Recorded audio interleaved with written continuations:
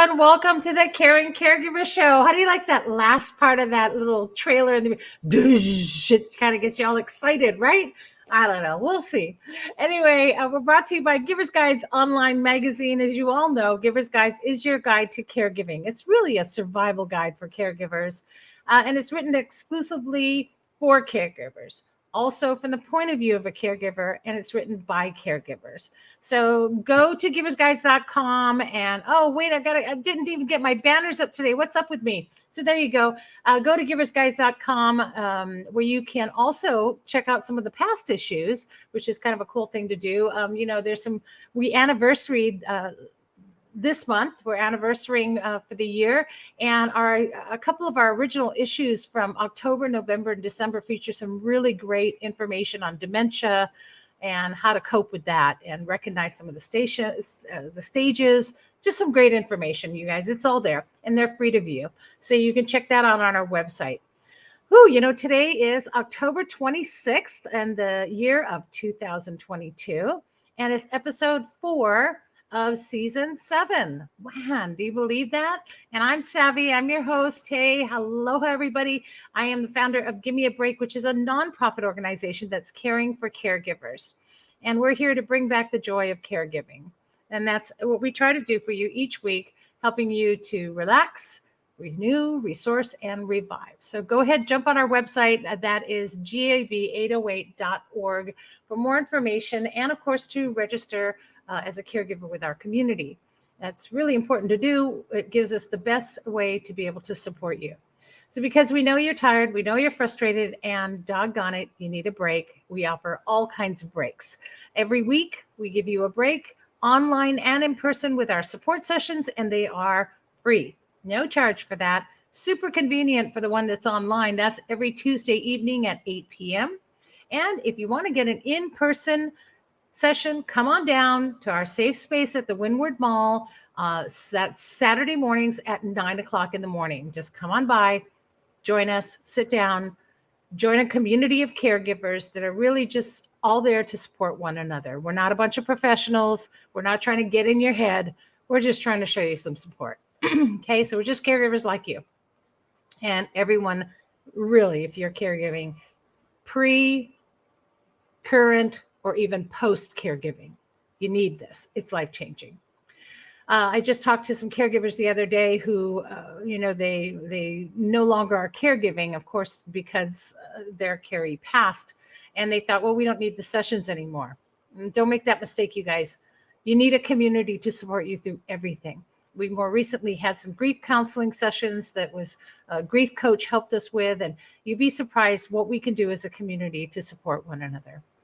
Speaking of community, I want to give a shout out to Foodland Stores for raising nearly $100 through their Give Aloha program. It was our first year, Give Me a Break, being featured in this program, and we're so honored. So thank you to all of those who made that possible, and to Foodland Stores for helping to support caregivers everywhere. Whew, isn't that great? Hey, $100 is $100. That's awesome. So wonderful. Let's get on. I want to talk about next month. I know I'm jumping the gun, but I can't wait. I have to talk about next month because it's National Caregiver Month. That's right, National Caregiver Month. We have our own month, you guys. Caregivers have our own month. So, gosh, it's time to get resourced. I talk about renew, resource, revive. I talk about all of that. And so here it is, okay?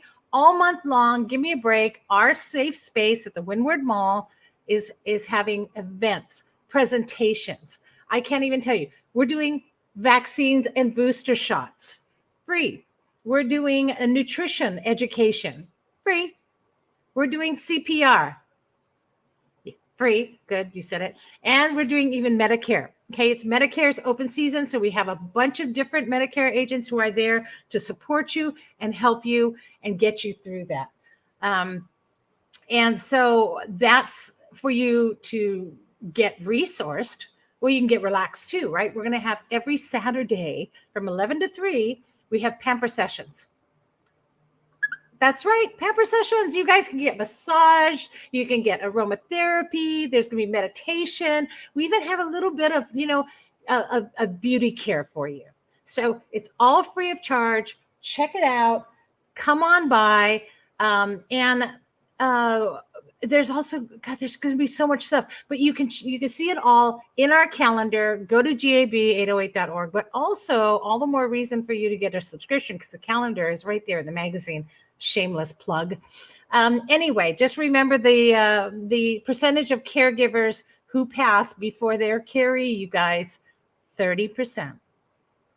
It's staggering. And those that survive, by the way, 17% deal with health issues after. That's scary. Okay, we need to do something about changing all of that. Your wellness matters, okay? And if something happens to you, who's going to take care of them? And either way, you've taken care of them, and now you have your life back all of a sudden, and you can't do anything because you're suffering an illness. So watch out for those red flags, and remember that you matter. All right. Caregiver burnout's real, you guys. Get your subscription today. It's your caregiving survival guide. Okay. And remember too that your first issue is free. So gosh, you're getting 13 issues for $24.99. Come on. All the proceeds go to support Give Me a Break. Okay. All right. We've just started a 10-part series called Letting Go of Caregiver Grief in those sessions. So again, make it a point to get on the sessions either online or in person. If you need more information, go to gab808.org. Just connect with a community of caregivers, because we're going to get through this together. All right. And we're going to get through it one way or another by creating that community. One way, we just had our Tell Your Story seminars, you guys. One way to heal, to get through it, is to tell your story. In fact, our guest today is an award-winning travel journalist and author of Prepare for Departure, A Journey Through Grief, and it's all about caring for his aging mother. Please, you guys, welcome Mark Chesnut today as he shares his story. Aloha, Mark. Aloha, Savi. Thank you so much for having me on. I'm very pleased to be here. Oh, I'm so excited to have you on. I really appreciate you making time to share your story and to talk with our caregivers. I love your book because it has it's such a great, and I know we're not supposed to get gendered out here, but it's supposed to be PC. But so many people think caregivers are always going to be women, and when the sons and the husbands I need to get their props here, because you have quite a journey that you do have to go through when caring for your mom, especially because that's very difficult to do. Changes the whole dynamic of your relationship. But I'm going to let you tell that story. But so I'm so honored to have you, because I think that all of our male caregivers need to know that, yes, we see you and you matter.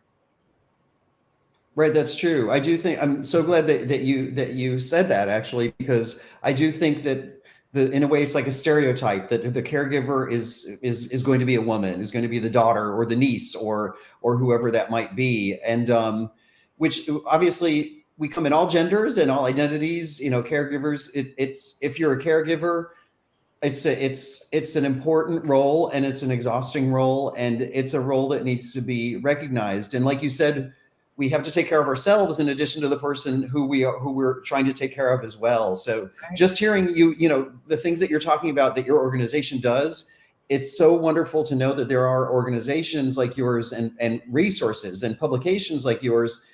And I wish that I'd known about some of that, when I was during the very most difficult moments in my caregiving journey, really, because I think that's so important, because it's easy to focus on the person receiving the care and not the caregiver, but we all deserve support. Yes, I agree. And really, that's, again, out of my own experience as well. This was born, Give Me a Break was born. And I just always look back at that, and I'm just like you. I say to myself, I wish I had this when I was going through it. And that's kind of been the fire that keeps me going, as I keep remembering what it was like. And so then I think, okay, I needed this when I was caregiving. Let's figure out a way to get this to the caregivers. And so people are always saying, but you do so many different things, but caregivers do so many different things, and they need support in each and every one of those. So tell us, I always ask this question to every single guest, but can you share with us your caregiving story, even though I know it's part of your book, but just kind of from you, and briefly, what was it that you went through with your mom? Sure, sure. Well, basically, I live in New York City, and my mother was living in my hometown, which was about 6 hours away by car in Western New York State, near Rochester, New York. And so she had started getting worse physically and mentally too. And she was in an assisted living facility in my hometown. But she didn't have any immediate family members in town or nearby. She had wonderful, wonderful friends who served as caregivers to a great extent, but it wasn't the same thing, obviously. And so then she started falling more, and then she was diagnosed with a brain tumor. And so it was just clear she couldn't even live in an assisted living facility anymore. So my sister, who at the time lived in New Jersey, she and I decided, along with my mother, that she really needed to be closer to us. And unfortunately, she needed to be in a nursing home because she needed so much a service and attention that even one of us wouldn't be able to do that in our own homes. So she moved to a nursing home just a few blocks away from where I live in New York City. And that's where she spent the last 9 months of her life. And so I was really the closest family member geographically because my sister was a couple hours away in New Jersey. So I was the one who kind of oversaw, the logistics of her being in the nursing home and, paying the bills and, all the medical stuff and all that kind of thing. But then also I was the one who visited her the most just because I was the closest person geographically. So I went, as often as I could. It was, every other day or sometimes every day, and I'd spend as much time with her as I could. And so that was it. So her, physically she was confined to a wheelchair by that time. And mentally she was losing her short-term memory. So, and she was never diagnosed with dementia or Alzheimer's. I don't know if she may have had it. She wasn't diagnosed with it, or it may just have been the effect of having a brain tumor. She had a big brain tumor, but at any rate, she was reaching a point where she could still talk. She always recognized me and family members, which I'm so happy about. But she could talk about what she did when she went shopping in her hometown of Louisville, Kentucky in 1945. But she couldn't remember she'd had lunch that day that we're sitting there talking about it. So, Right. So that basically sums up the general, the situation that we were both facing. Wow. Yeah. I had shades of memory of my mother too, right? And my mother was diagnosed with dementia, and actually dementia being the umbrella, brain injuries, brain illnesses of any kind are still connected to that. So there is memory loss. It's too bad that it couldn't have been in a positive way, right? I don't know. I always think whenever somebody talks about a brain tumor, I think of that movie with Phenomenon, the one with Saturday Night Live, John Travolta, and he had a brain tumor that allowed him to do some miraculous things. He was able to, it gave him clarity. It opened up intelligence. He was able to move objects. And I think, wouldn't that be great? But that's never the case. And so exactly, I'd forgotten about that movie, but I should have rented that a few years ago, I think.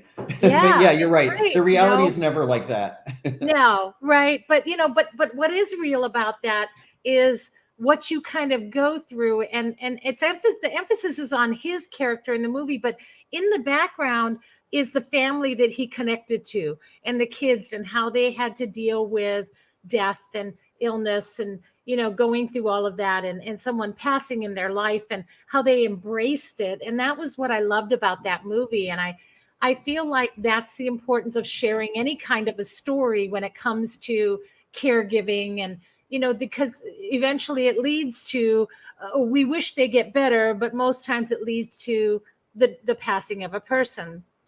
And Right. I know that that's where the grief comes in your journey as well, where you were caring for your mother.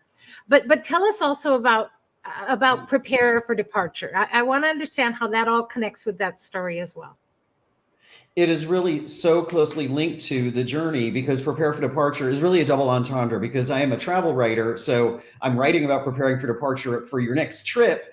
But also the book, the real premise of the book is the final 9 months of my mother's life as she was preparing for a very different kind of departure.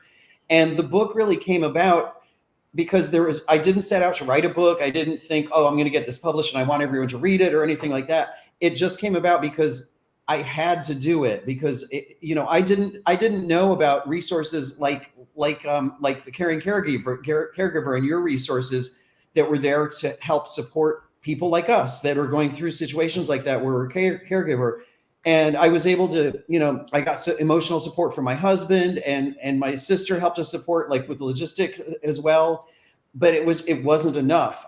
It was so intense, as a lot of people listening or viewing right now, I'm sure know, to see a loved one decline. It was just so emotionally draining and difficult. And so one of my ways of coping, maybe because I was already a writer, I would just come home at night and write down, tap out on my laptop everything that I'd been through that day and everything that she'd been through that day. And I guess it was just almost like a journal or a diary. So it wasn't even meant to be a book at first. It turned into that as I kept expanding the book and writing more, and then also writing about our lives together and how we got to the point where we were in the final 9 months of our life. So but it really came out of necessity. The book was for my own mental health, because we all know, everyone here knows that it's you go through so much emotionally, and it's hard to process all of those emotions.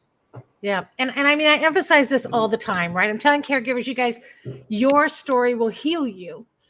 Telling your story will heal someone else, right? So you survived it, you can heal yourself, and then you pay it forward. And your book is like a total pay it forward, because caregivers are going to read this, and every caregiver that reads it is going to be touched in some way to heal, to be able to move on, to be able to see that everything is a journey and there are different kinds of journeys, but to embrace your grief and to embrace the caregiving and all of the good and the bad and ugly of that. And I love that, because caregivers need that. We need to tell our story. And it's so important to create that awareness and to be able to touch another caregiver. Yeah. And I think there's an overriding feeling among caregivers, because at least with me, I know it was, where I felt almost like I shouldn't talk about, when I was going through the worst of it with my mother. Sometimes I think we feel like we self-censor, like, oh, we're not going to talk to our neighbors when they say, how are you doing? We're not going to say, I'm doing really badly, because my mother's doing even worse. Right. Yeah. So I think that, but like you say, our stories are so important and valid, and they can help others. And that's been one of the most beautiful things since the book has come out, is that I've heard from so many people who've gone through somewhat similar experiences. And, I've gotten emails and messages and from people who saying like, I went through something similar with my father, and I feel like, I don't usually hear my voice in that experience from anyone else, but I did in the book. And I've heard from people, even like someone who's going through something similar with her father right now. And she contacted me, and for asking for advice. She was asking, I read in the book how you spoke with your mother when she was, confused and having trouble. Like, what do you think? This is my father's situation. What do you think I should say to him? Because he's so worried about his own situation, and I just want to alleviate his worry. So it's just really nice to feel a connection with other people, because I think it's easy to feel isolated as a caregiver, isn't it? Like unless we're connected through like your organization or your program, or through other people that we may happen to know, it's not like you just walk down the street and you just talk to coworkers and can go into depth about what you and your loved one are going through. Well, let's see. I had to change my dad's catheter, and I had to clean poop off the wall last night. What did you do? It's totally unrelatable. And, do you share those details, right? I love that, because it's true. Nobody ever walks up to a caregiver and says, how are you? That's true. And, the first time somebody said that to me was when my mother went into hospice care. And so I was a phone call first. The hospice organization called me just to do like an initial screening or whatever, the interview with me.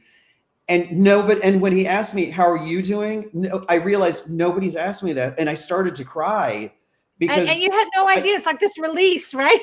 Right.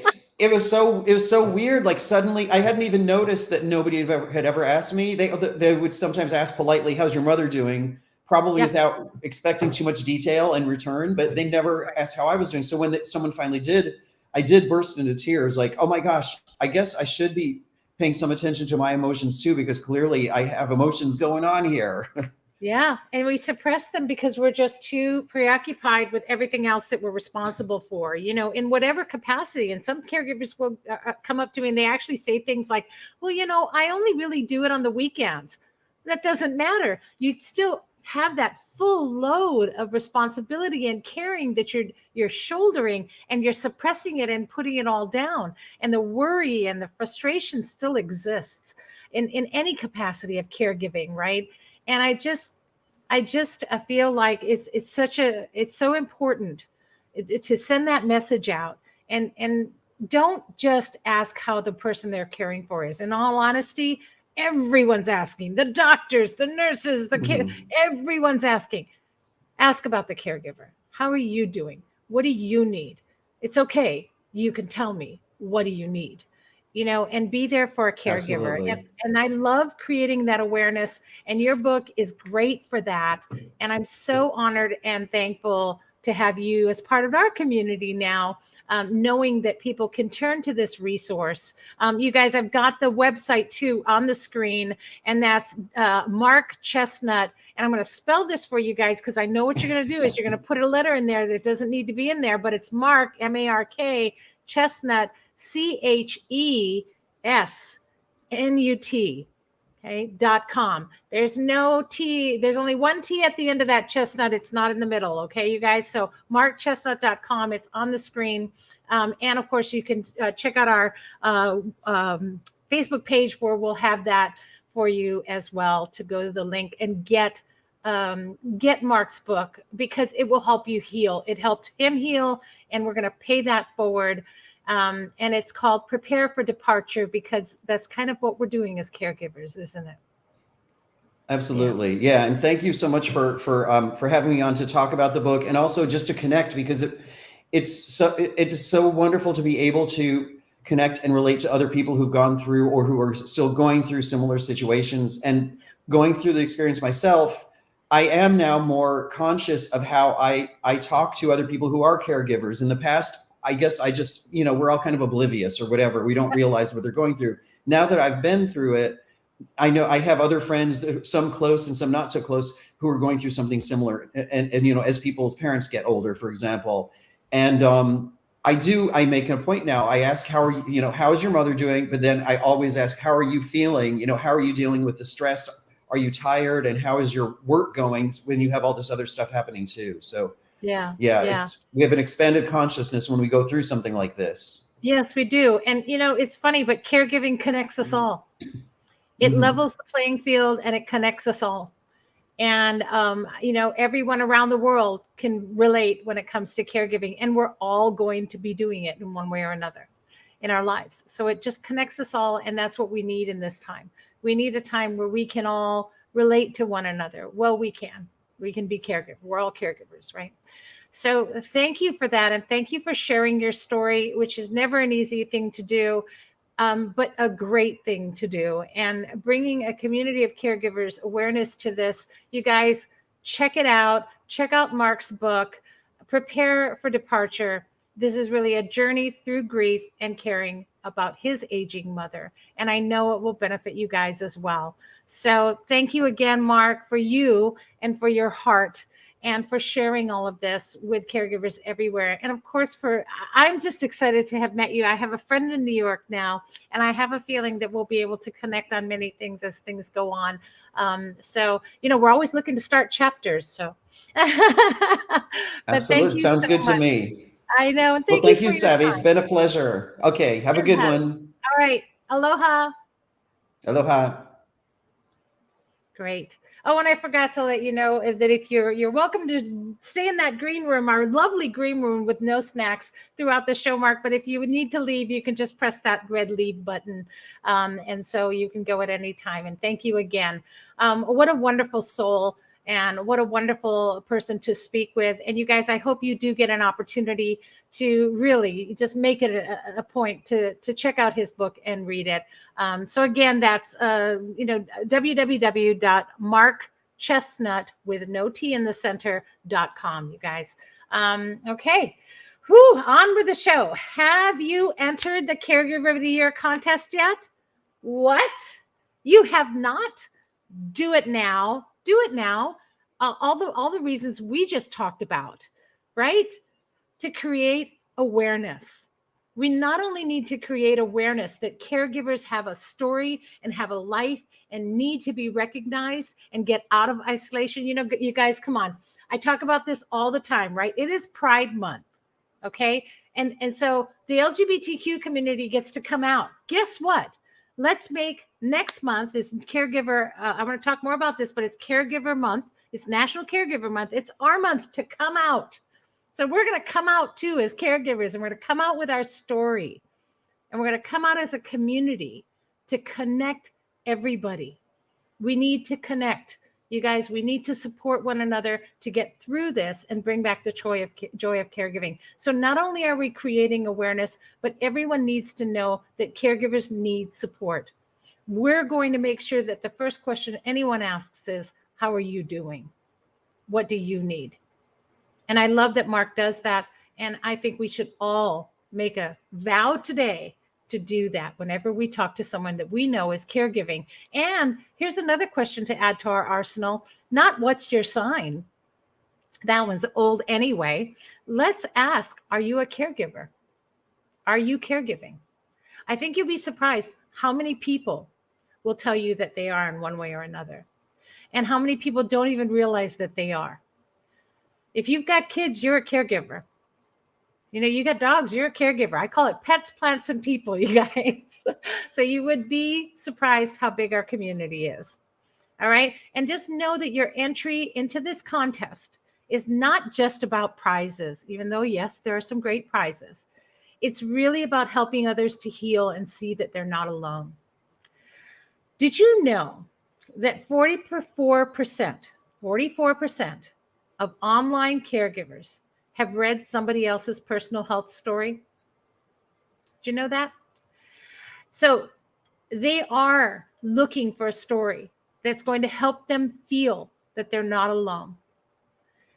And also, if you compare that with people who are not caregiving and they read somebody's life story, only 29%. So caregivers at 44% reading about other people, other caregiver stories, are looking for community. We need each other. We need to help each other survive. So did you know? Now you do. All right.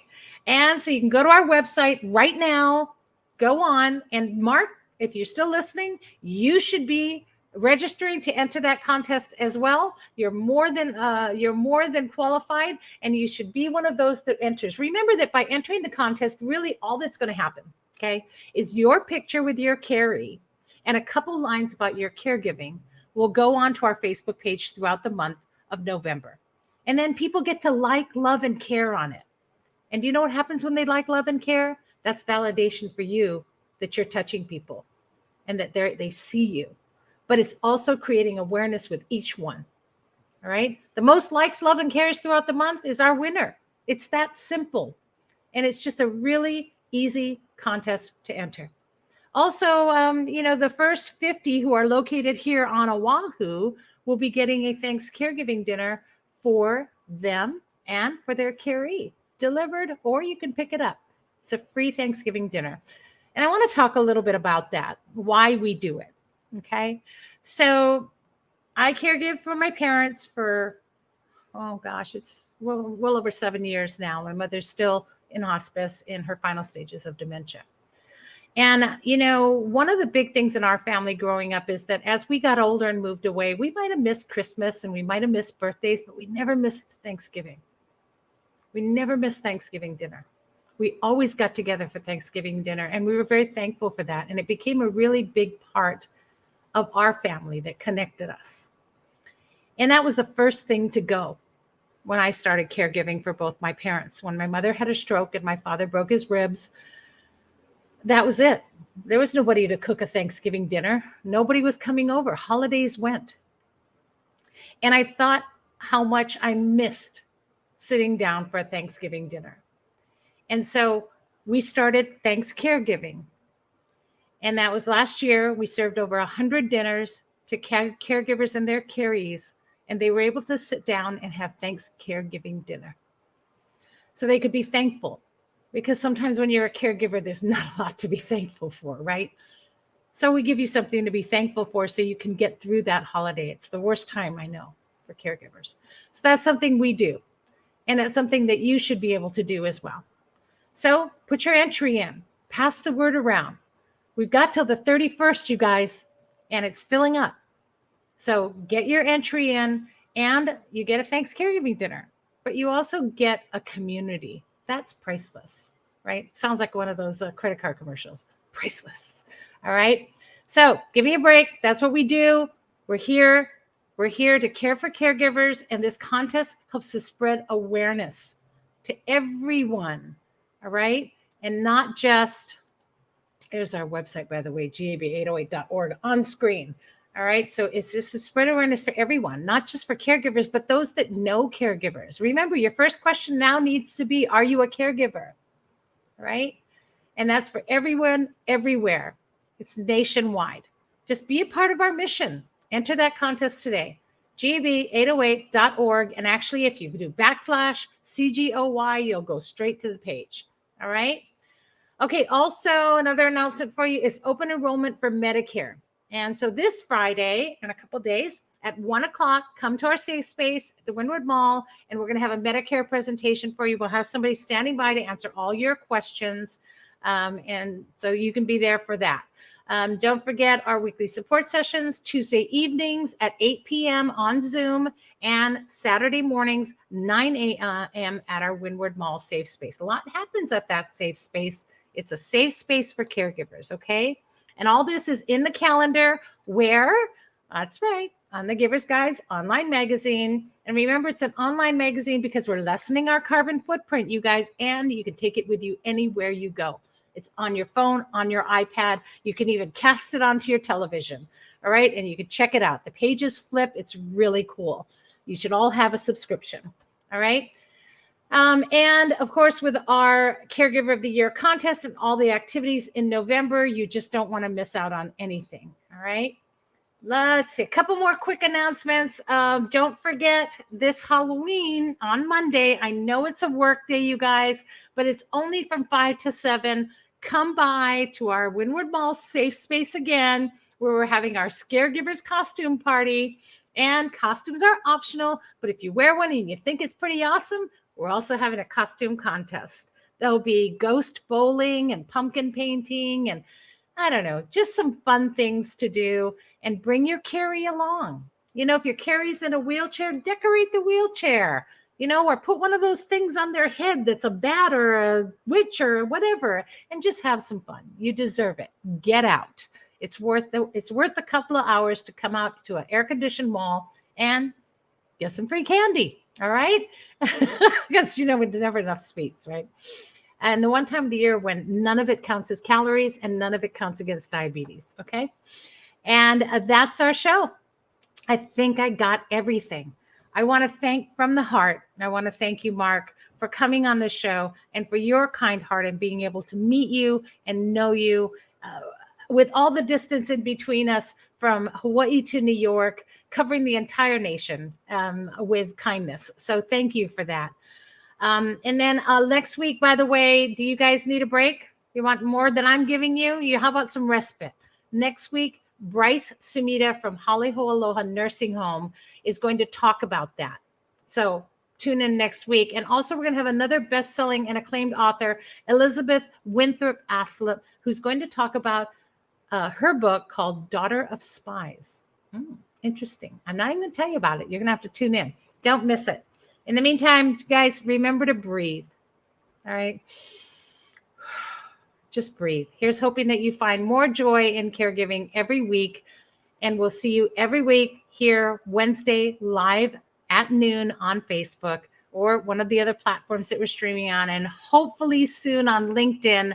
We just need 8 more people. I think Mark logged on. So maybe we only need 7 more people and we can go live hopefully next week. On LinkedIn as well. That'll be 7 platforms for season 7. I would love to see that.